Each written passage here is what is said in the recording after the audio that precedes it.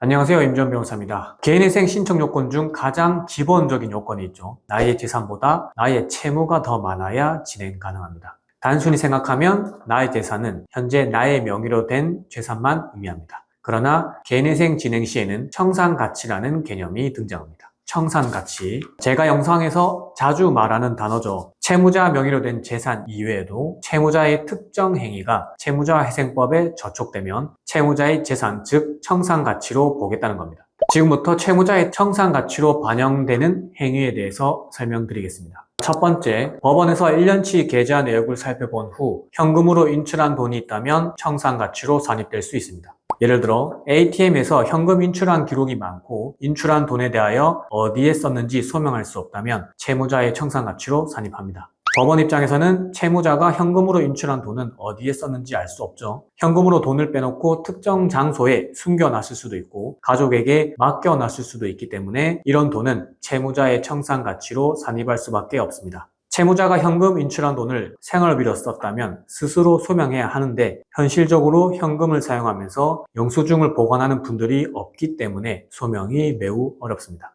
두 번째, 개인에게 이체된 내역이 있는 경우 청산가치로 산입될 수 있습니다. 채무자 명의 계좌에서 개인에게 이체된 내역이 있는 경우 그 개인에게 돈을 왜 이체했는지 소명해야 합니다. 개인으로부터 빌린 돈을 변제한 것이면 대여금에 대한 변제라는 것을 소명할 수 있는 자료가 필요하고 개인 사업자가 거래처에 이체한 돈이라면 계약서, 견적서, 세금 계산서 등의 자료가 필요합니다. 만일 개인에게 이체한 돈의 사용처를 소명할 수 없다면 채무자의 청산가치로 산입됩니다. 법원 입장에서는 개인에게 이체된 돈이 어떻게 사용되는지 알 수 없기 때문에 채무자가 은닉했다고 볼 수 있는 거고 은닉이 아니라는 것은 채무자가 스스로 소명해야 합니다. 물론 개인에게 이체한 돈은 편파변제라는 개념이 또 별도로 존재하기 때문에 그 부분은 뒤에서 설명드리겠습니다. 자, 세 번째, 배우자 재산 2분의 1은 원칙적으로는 채무자의 청산가치에 산입되지 않습니다. 몇 년 전만 해도 배우자 재산 2분의 1을 채무자의 청산가치로 산입하라는 보존 공고가 많았습니다. 그러나 회생법원이 생기고 회생법원 실무준칙이 변경되면서 현재는 배우자 재산 2분의 1을 채무자의 청산가치로 산입하지 않는 것이 원칙입니다.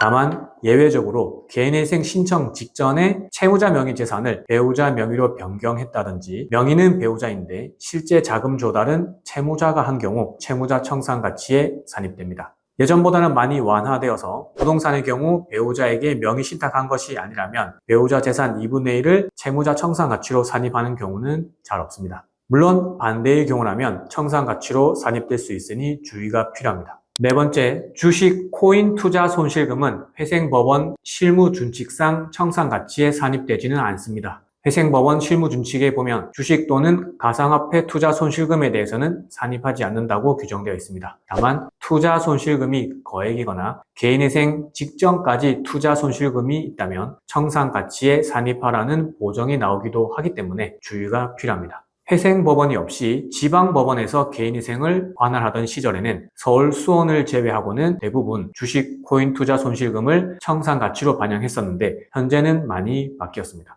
다섯 번째, 사치, 과소비, 도박, 유흥, 게임머니로 사용한 돈은 청산가치로 산입할 수 있습니다. 명품을 구입했다거나 성형외과, 피부과에서 시술을 받은 비용은 청산가치로 산입하고 사설 스포츠 토토와 같은 도박 사이트에서 사용한 돈은 당연히 청산가치로 산입합니다. 유흥업소에서 사용한 돈과 모바일 게임머니를 과다하게 충전해서 사용한 돈도 청산가치로 산입합니다. 사설 스포츠 토토, 게임머니의 경우 1회 충전할 때는 금액이 적지만 1년 동안 사용한 돈을 모두 다 하면 큰 금액이 되는 경우가 많기 때문에 주의가 필요합니다. 여섯 번째, 가족과 지인에게 편파 변제한 금액도 청산가치로 산입됩니다. 개인회생 직전에 가족, 지인들로부터 빌린 돈은 먼저 갚아야지라고 생각하고 그냥 이체하는 경우가 있는데요. 이런 경우는 편파 변제라고 해서 청산가치로 산입됩니다. 편파 변제는 여러 명의 채권자들이 있는 경우 개인회생 절차를 거쳤다면 각 채권자가 채권액의 비율에 따라서 공평하게 배당받을 수 있었는데 채무자가 특정 채권자에게만 변제한 경우 다른 채권자와 형평성에 어긋나겠죠. 이런 경우를 편파 변제라고 하고 채무자의 청산가치로 산입하게 됩니다.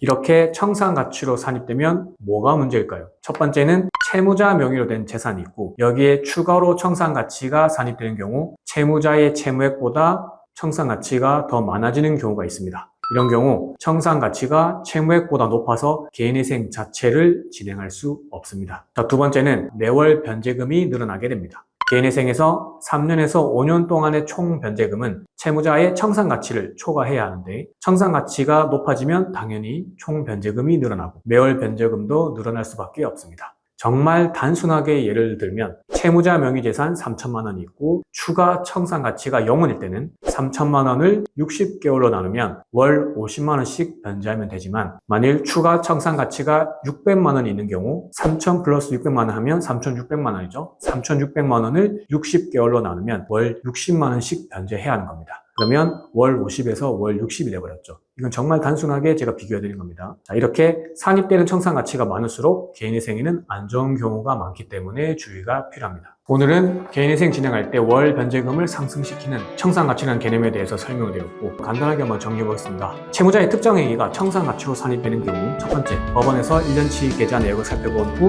현금으로 인출한 돈이 있다면 청산가치로 산입될 수 있습니다. 두 번째, 계좌 내역에서 현금으로 인출한 돈은 아니지만 개인에게 이체된 내역이 있는 경우 청산가치로 산입될 수 있습니다. 세 번째, 배우자 재산 2분의 1은 원칙적으로는 채무자의 청산가치에 산입되지 않으나 예외적으로 산입되는 경우가 있습니다. 네 번째, 주식, 코인, 투자 손실금은 회생법원 실무 준칙상 청산가치에 산입되지 않습니다. 다만 예외적으로 산입되는 경우가 있으니 주의가 필요합니다. 다섯 번째, 사치, 과소비, 도박, 유흥, 게임머니로 사용한 돈은 청산가치로 산입할 수 있습니다. 여섯 번째, 가족과 지인에게 편파 변제한 금액도 청산가치로 산입할 수 있습니다. 이 부분에 대해서 모르고 진행했다가는 피보는 경우가 있습니다. 설명을 자세히 해주지 않거나 아예 배제하고 상담을 하고 무조건 개인회생 진행 가능합니다. 이렇게 하는 경우가 많습니다. 그래서 충분히 알아보셔야 되고 도산 전문 변호사와 상담을 받으십시오. 오늘 영상도 도움이 되셨다면 구독, 좋아요, 알림 설정 부탁드리고요. 혹시나 궁금한 점 있으시면 댓글 달아주시거나 법무법인 율마루로 전화주시면 친절히 상담을 해드리도록 하겠습니다.